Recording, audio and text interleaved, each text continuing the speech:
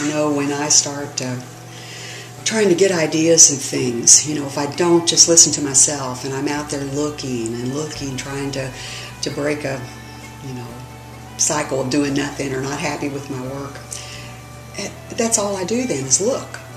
I don't work, and I don't get any work done if I don't sit down and start working.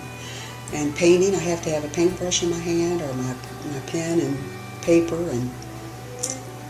and that's when the ideas come, just to sketch something and to turn it into something. I love techniques, though. I collect them, and I think that's why I sometimes don't stay focused, because I'll go off on a tangent on one of my techniques. I do some glass enameling, I can work with PMC, I can, enameling the copper and so forth. So I'm trying to use some of those things in the books that I do. Sometimes the covers I make, I'll enamel a piece of copper that I'll put on it, or wrap the edges in some copper to make, one-of-a-kind things. And then the encaustic, I do encaustic, and so that's really a great medium to do on the book covers, and it's really fun, and I like to experiment, and if I read something, that's where looking at other things and reading about other techniques, I think, helps, especially if you love mixed media, which I do. Just an idea that I read years ago, and it came to me not too long ago, about taking plastic bags and heating them together and making something heavy out of it. So I started playing with that and came up with an idea with a cover, and a string off of it, that this is actually plastic bags on top of paper, and you get this wonderful covering on it, and then gilding it gives you something that's kind of unique. This one is handmade paper, that when I made that paper, I haven't put it together yet. There's the way I incorporated wires on an overbeaten pulp and some colorant, and have then put it on other hard board to make my cover.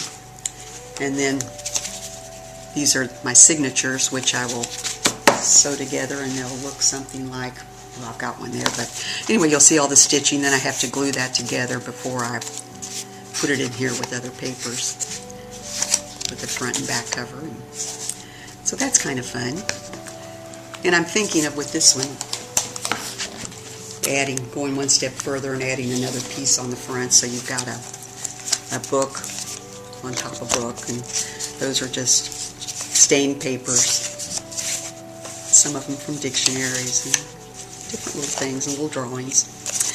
So I like the covers. That's what I really like to do, is dream up covers. It always has been. Yeah. It allowed me, back years ago when I did the felt hats and the handmade soap, to find wholesale dealers. I wasn't as smart about it as I am today, because I would always put my best out there, even on wholesale days. And you can't do that and make any money at it, because I would have a dealer come in and buy all my very best. And know that they couldn't take them till after the market, but still, my best were gone at a wholesale price. So you have to grow up, you have to learn that you're in this to try to make some money. Yeah. And then I think you get enamored with the whole thing and just so happy to sell something. Someone likes my work, so you're happy to sell it, but you have to have confidence in yourself.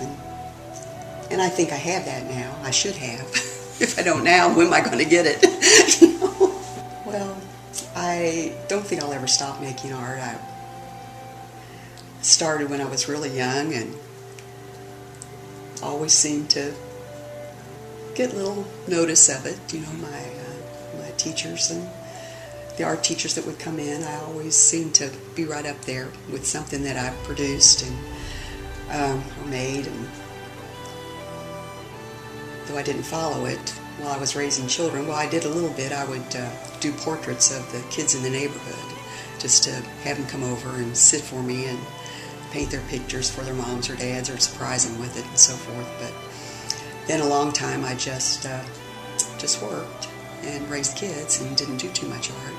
So now the kids are big and gone. Now I play with my grandkids and I teach them art. Before you go, I'll show you some things they've done. Just 2 pictures anyway. But my family are all artistic. My mother taught me everything when I was little, allowed me to do what I wanted to do. If I wanted to do art, if I wanted to learn to sew, she would encourage me. I made all my clothes after I was a freshman in high school. With 11 children in the family, you almost have to if I wanted anything to wear. Kentucky is a beautiful state and is filled with, the best people. I mean, I've not been anywhere else. Maybe Ireland. We did go to Ireland, and people there are good too. But the arts are so wonderful and really backed by everyone. We're part of the Gallery 104 scene up in town, and have our things up there. Tom's actually the president of it right now. He didn't want him to do it, but he's doing it, so he's busy. He likes to stay busy like that, right in it. And I try to get out there and see what's new. But I'm encouraged with the really young art. I see young kids that are doing things that way beyond what I ever did as a kid. I have quite a few contacts with young people that I meet at shows that are really interested in all kinds of art, and they want to talk more, and we'll email back and forth and different things. Or maybe 2 or 3 years later, I'll get a call from one of them and asking if I remember them and if they could come out or come and see me. So that's always fun.